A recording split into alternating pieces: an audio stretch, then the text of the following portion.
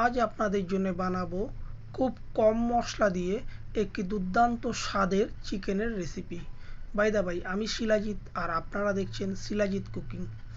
একটা কড়াইতে তেল গরম করে তার মধ্যে দুটো এলাচ ফাটিয়ে দিয়ে দিয়েছি আর দিয়ে দিয়েছি কুচনো পেঁয়াজ।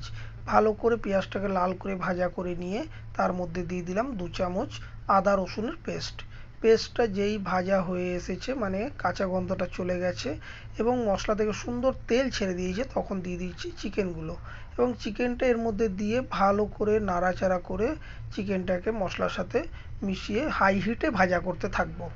এবং তারপরে এখানে দিয়ে দিচ্ছি 1 চামচ জিরের গুঁড়ো আর দিচ্ছি 1.5 চামচ ধনের গুঁড়ো আর দেব যত সামান্য হলুদের গুঁড়ো দিয়ে ভালো করে এবার এটাকে মশলাগুলোকে মিশিয়ে নেব।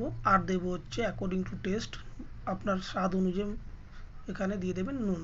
দিয়ে ভালো করে চিকেনের সাথে মিশিয়ে নিচ্ছি। এবার এখান থেকে একটা ঢাকনা চাপা দিয়ে লো হিটে বা লো টু মিডিয়াম হিটে এটাকে আমরা রান্না করতে থাকি। চলুন অন্য একটা প্রিপারেশন রেডি করি। একটা কড়াইতে জল গরম করতে দিয়েছি, দেখুন জলটা সবে বয়েলিং হওয়ার স্টেজে এসছে। এই সময় দিয়ে দেব পেঁয়াজ পাতা বা পেঁয়াজ কলি আর তার সাথে দিয়ে দেবো হচ্ছে ধনে পাতা।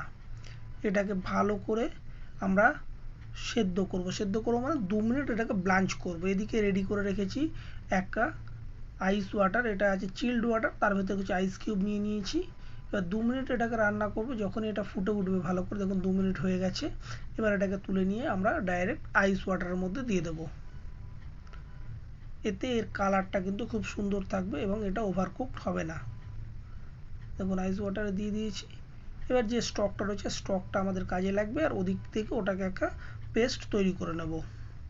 এবার দিয়ে দিলাম 1 চামচ গোলমরিচ গুঁড়ো আর দিয়ে দিচ্ছি এখানে 10 থেকে 12টা কাজুর একটা পেস্ট তৈরি করেছিলাম, সেই কাজু পেস্ট দিয়ে দিলাম। আর এরই সাথে দিয়ে দেব এই যে স্টকটা রেডি হয়েছে, মানে আমাদের ধনে পাতা আর পেঁয়াজ কলি বা পেঁয়াজ পাতার যে স্টকটা রেডি করেছিলাম তার থেকে কিছুটা স্টক আমরা এখানে দিয়ে দিচ্ছি।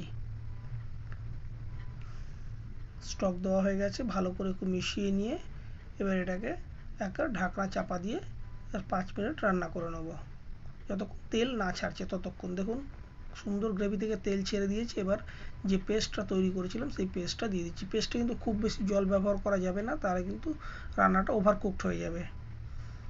দেখুন এবার 2-3 মিনিট রান্না করলে দেখুন সুন্দর কালার ছেড়েছে এবং উপরে তেল ছাড়তে শুরু করেছে। রেডি হয়ে গেছে বেগমতি চিকেন বা বেগমতি মুর্গ।